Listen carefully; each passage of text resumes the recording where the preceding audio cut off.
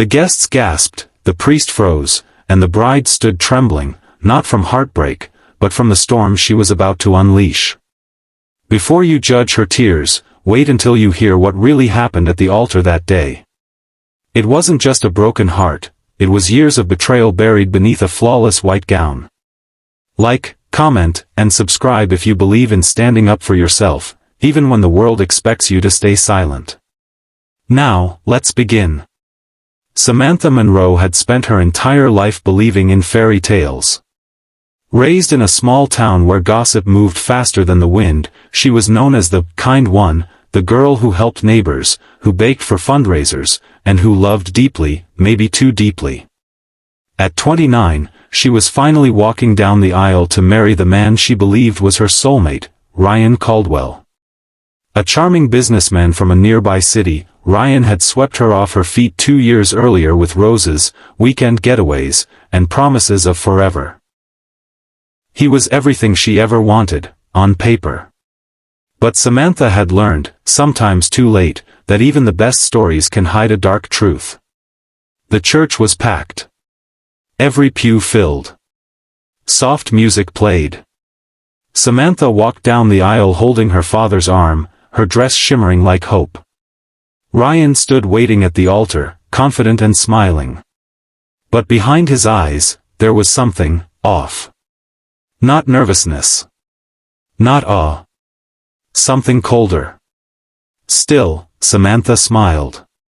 She had ignored the subtle red flags, the missed calls, the business trips with no details, the way he never let her use his phone.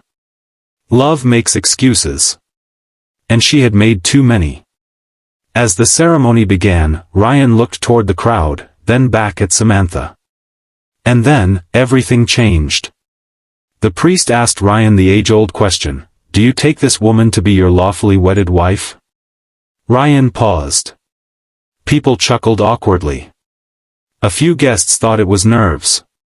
But then he smirked and said loudly, "Actually, no. I can't marry someone who doesn't know how to keep secrets, or their place." The church went silent. Gasps. Cameras stopped clicking. Samantha blinked, stunned. "What?" He leaned in, whispering, but loud enough for the nearby guests to hear. "You thought you were clever, didn't you? Snooping around in my past.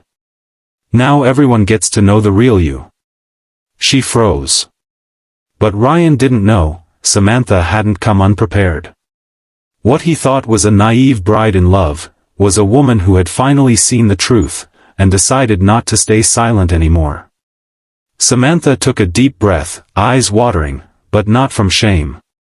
She stepped away from Ryan and walked to the front of the altar, lifting the microphone from the podium. Her voice was shaky at first, but gained strength with every word. "Ladies and gentlemen," she said. "I'm sorry you had to see this.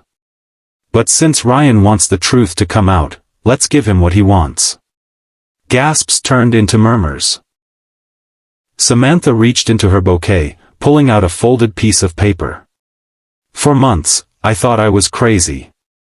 That I was imagining the distance, the lies, the nights you were unreachable. But I was right. Ryan Caldwell isn't just a liar. He's engaged. To someone else. In another city." People stood up. Cameras started recording. "This is a copy of the engagement ring receipt. Not mine, hers. This is her letter, begging you to stop playing both of us. And this," she said, holding up her phone, "is a recording of you admitting it all, just 2 nights ago when you thought I was asleep." Ryan turned pale.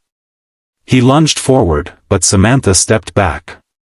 "You told me I was weak. That I needed you. But I don't. Not anymore. And neither does she." The room erupted, not in laughter, not in mockery, but in applause. Samantha dropped the microphone and walked down the aisle, her veil trailing behind her like a banner of freedom. People stepped aside as she passed. One little girl whispered to her mother, "Mommy, is she a superhero?" And maybe she was. Outside the church, the sun broke through the clouds. She didn't cry. She smiled. And when reporters asked how she felt, she simply said, relieved. And finally, free. In the weeks that followed, Samantha's story went viral. Not because of the drama, but because of the bravery. Thousands of women wrote to her. Many had been through similar betrayals.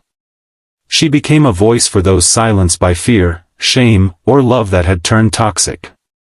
She started a podcast, The Runaway Bride Diaries, and later published a best-selling book called The Vow to Myself.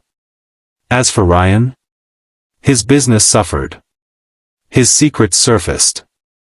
The other fiancé left him. And he faded into obscurity. Not every love story ends at the altar. Sometimes, the most powerful vows are the ones you make to yourself. To walk away when you're disrespected. To speak the truth even when your voice shakes. To choose self-respect over societal pressure. So if you're watching this, remember. You are not weak for walking away. You are powerful for choosing your worth.